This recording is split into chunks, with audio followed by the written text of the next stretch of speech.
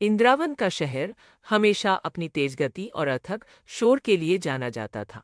ऊंची इमारतें कांच और स्टील की बनी आसमान को छूने को बेताब दिखती थीं। राहुल अपनी 30वीं उम्र के मध्य में था और एक सफल वास्तुकार के रूप में उसने अपनी जिंदगी को इसी शहर के रंग में ढाल लिया था। उसकी सुबहें कॉफी की सुगंध और देर रात तक ऑफिस में कागजों के ढेर के बीच बीतती थीं। उसकी पत्नी प्रिया एक शांत, सभ्य महिला थी, जिसने अपने घर को किसी पवित्र मंदिर की तरह सजा रखा था। उनके पास वो सब कुछ था जिसे एक सुखी जीवन के लिए लोग तरसते हैं। एक आलीशान अपार्टमेंट, आरामदायक कारें और समाज में एक सम्मानजनक स्थान। उनकी शादी को 8 साल हो चुके थे और एक अजीब सी शांति उनके रिश्ते में घर कर गई थी, कभी कभी जिसे राहुल एकरसता समझने लगा था। प्रिया की आंखों में एक निश्चल प्रेम था, जो राहुल को कभी कभी अपराधबोध से भर देता था, विशेषकर जब वह अपने भीतर पनप रहे खालीपन को महसूस करता था। यह खालीपन उसे तब और अधिक महसूस हुआ जब उसे एक महत्वपूर्ण परियोजना के लिए इंद्रावन से दूर सुदूर हिमद्री गांव जाना पड़ा। हिमद्री गांव पहाड़ों के बीच बसा एक छोटा सा गांव था, जहां की हवा में देवदार और मिट्टी की सौंधी खुशबू घुली हुई थी। आंधियां कलकल करती बहती थीं और हर सुबह सूरज की किरणें पत्थरों से बने घरों पर पड़कर एक स्वर्णिम आभा बिखेरती थीं। राहुल को यहाँ महीनों रहना था, एक प्राचीन मंदिर परिसर के जीर्णोद्धार के काम के लिए। शुरू में उसे इंद्रावन की भागदौड़ भरी जिंदगी की कमी महसूस हुई, लेकिन धीरे धीरे हिमद्री गांव की शांति उसके दिल में उतरने लगी। यहीं उसकी मुलाकात अनन्या से हुई। अनन्या एक स्थानीय चित्रकार थी, जिसकी आंखें पहाड़ों की गहराई जैसी शांत और उनमें एक अजीब सी चमक थी। वह गांव के बच्चों को कला सिखाती थी और अपने खाली समय में गांव के जीवन और प्रकृति के दृश्यों को कैनवास पर उतारती थी।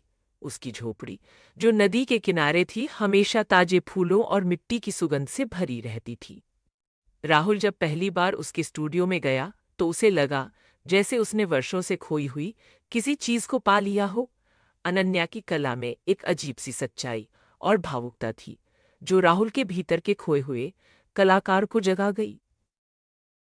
वे घंटों बातें करते, कला पर, जीवन पर और उन सपनों पर जो उन्होंने कभी देखे थे।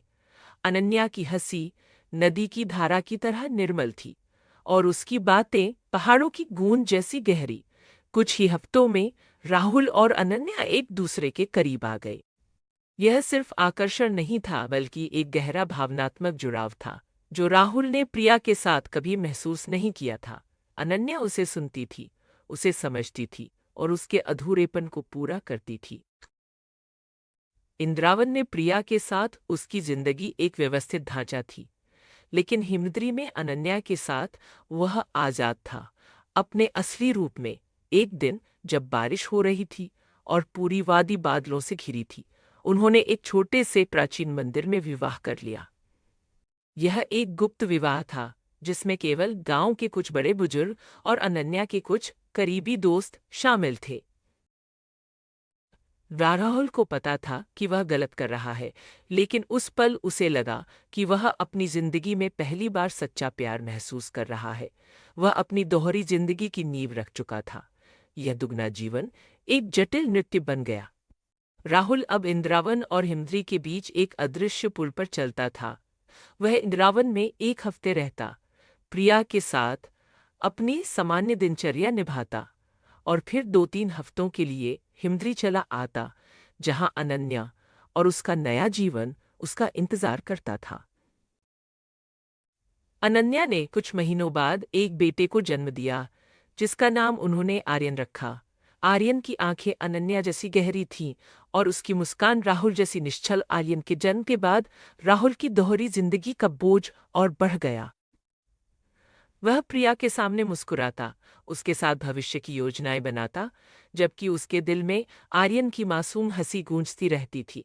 हर बार जब वह हिमद्री से इंद्रवन लौटता, तो उसे अपने शरीर और आत्मा के दो टुकड़े होने का आभास होता। धीरे धीरे इंद्रावन में प्रिया को राहुल की बदलती आदतों पर शक होने लगा। उसकी यात्राएं लंबी होती जा रही थीं, उसके फोन की व्यस्तता बढ़ गई थी और उसकी आंखों में एक अजीब सी दूरदर्शिता आ गई थी। प्रिया ने कभी खुले तौर पर सवाल नहीं किया, लेकिन उसकी चुप्पी में एक अनकहा प्रश्न था जो राहुल को भीतर तक डराता रहता था। वह बहाने बनाता, काम का बोझ बताता और प्रिया की बढ़ती बेचैनी को अनदेखा करता। वहीं हिमद्री में अनन्या भी अपनी पूरी जिंदगी को एक रहस्य में सिमटते देख रही थी। वह जानती थी कि राहुल की दूसरी जिंदगी है, लेकिन आर्यन के लिए और अपने प्यार के लिए वह इस सच्चाई के साथ जी रही थी। आर्यन अब 6 साल का हो चुका था और वह अपने पिता की लगातार अनुपस्थिति पर सवाल पूछने लगा था। पिताजी हमेशा क्यों चले जाते हैं? आप उनके साथ हमेशा क्यों नहीं रहती? उसके मासूम सवालों ने अन्या के दिल में एक तूफान खड़ा कर दिया। एक सर्दी की शाम इंद्रावन में राहुल प्रिया के साथ बैठा था जब उसे हिमद्री से अनन्या का फोन आया। आर्यन को तेज बुखार था और उसकी हालत गंभीर थी। राहुल का दिल कांप गया। उसने प्रिया से कहा कि उसे एक आपातकालीन काम से तुरंत बाहर जाना होगा। उसने प्रिया से कहा कि उसे एक आपातकालीन काम से तुरंत बाहर जाना होगा। शिवप्रिया की आंखों में प्रश्न था, लेकिन उसने कुछ नहीं कहा। राहुल रात भर गाड़ी चलाकर हिमद्री पहुंचा। आर्यन को जब उसने देखा तो उसकी हालत वाकई चिंताजनक थी। अनन्या की आंखों में डर और अकेलापन साफ झलक रहा था। राहुल ने आर्यन को गोद में उठाया और उसे स्थानीय अस्पताल ले गया। वहीं अस्पताल में जब आर्यन का इलाज चल रहा था, प्रिया राहुल के फोन पर बार बार फोन कर रही थी। राहुल ने फोन नहीं उठाया। अगली सुबह जब आर्यन थोड़ा बेहतर हुआ, तो राहुल ने उसे अनन्या के पास छोड़ा और बाहर निकल रहा था कि उसकी नज़र अस्पताल के गलियारे में पड़ी एक जानी पहचानी सूरत पर पड़ी। प्रिया के हाथ में एक छोटा बैग था और उसकी आंखें सूजी हुई थीं। वह किसी से बात कर रही थी और राहुल ने सुना, यहाँ हिमद्री गांव में मेरे पति के नाम का एक कमरा बुक है। राहुल के पैरों तले जमीन खिसक गई। प्रिया किसी काम से हिमद्री के पास के एक गांव में आई थी और उसने सोचा कि वह राहुल को अचानक आश्चर्यचकित कर देगी। उसने राहुल की कार पार्किंग में देख ली थी। प्रिया की नज़र जब राहुल पर पड़ी तो उसकी आंखों में पहले आश्चर्य, फिर क्रोध और अंत में असीम पीड़ा भर गई। उसने राहुल के पीछे देखा, जहां अनन्या और आर्यन अस्पताल के कमरे से बाहर आ रहे थे। अनन्या ने राहुल को पुकारा, राहुल, आर्यन तुम्हें बुला रहा है। प्रिया की आंखें अनन्या पर टिकी, फिर आर्यन पर और अंत में राहुल पर। उसके चेहरे पर 1000 सवाल थे जिनका कोई जवाब नहीं था। यह कौन है? राहुल। प्रिया की आवाज एक फुसफुसाहट से ज्यादा कुछ नहीं थी, लेकिन उसमें ज्वालामुखी आग आग थी। राहुल स्तब्ध खड़ा था। उसके पास कहने के लिए कोई शब्द नहीं थे। अनन्या, जो प्रिया को देखकर पहले ही अवाक रह गई थी, अब राहुल की ओर देख रही थी। उसकी आंखों में एक अजीब सी निराशा थी। आर्यन अपनी छोटी उंगली से राहुल का कुर्ता पकड़ कर खड़ा था। अपने पिता के चेहरे पर आया अचानक तनाव देखकर वह सहम गया था। वह दिन राहुल की जिंदगी का सबसे काला दिन था। अस्पताल के गलियारे में तीनों वयस्क एक असहज चुप्पी में खड़े थे, जिसके बीच आर्यन की मासूम मौजूदगी एक भारी सच्चाई को बयान कर रही थी। प्रिया ने एक पल के लिए आर्यन को देखा, उसकी मासूमियत, और फिर उसकी आंखें राहुल पर आ टिकी। तुमने यह क्या किया? राहुल। उसकी आवाज अब तेज थी, लेकिन उसमें गुस्सा कम और दर्द ज्यादा था। राहुल ने बताने की कोशिश की, माफी मांगने की कोशिश की, लेकिन उसके शब्द गले में अटक गए। अनन्या ने साहस जुटाया और प्रिया की ओर देखा। मैं अनन्या हूं और यह हमारा बेटा आर्यन है।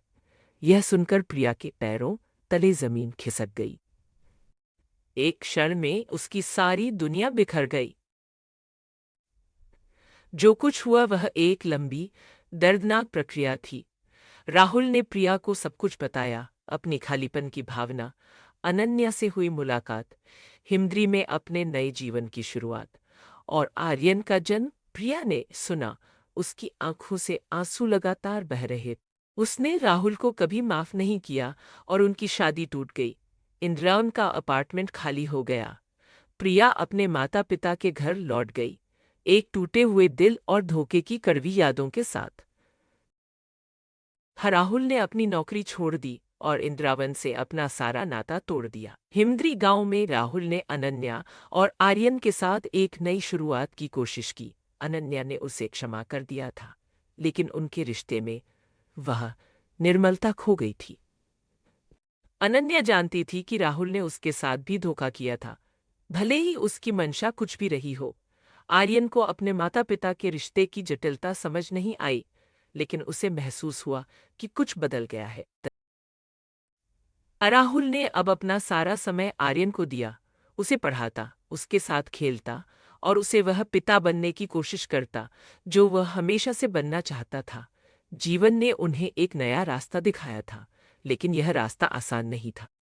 राहुल अब अपनी पिछली जिंदगी के भ्रमजाल से मुक्त था, लेकिन अपराधबोध और पछतावे का बोझ हमेशा उसके कंधे पर रहता था। वह पहाड़ों की खामोशी में बैठकर अक्सर प्रिया के बारे में सोचता, उसके टूटे हुए सपने, उसकी निष्ठा। आर्यन बड़ा होता गया।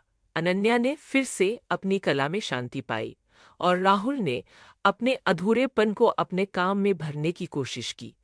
हिमद्री गांव उनकी नियति बन गया था, एक ऐसी जगह जहां प्यार, धोखे और त्याग की एक नई कहानी धीरे धीरे लिख रही थी। उनका जीवन अब अधूरा नहीं था, लेकिन वह पहले जैसा भी नहीं था। यह एक ऐसी कहानी थी जिसमें हर किरदार ने कुछ खोया था और कुछ पाया था। एक कड़वी सच्चाई, एक मुश्किल नई शुरुआत और रिश्तों की वह जटिल बुनाई जो जीवन को बनाती है।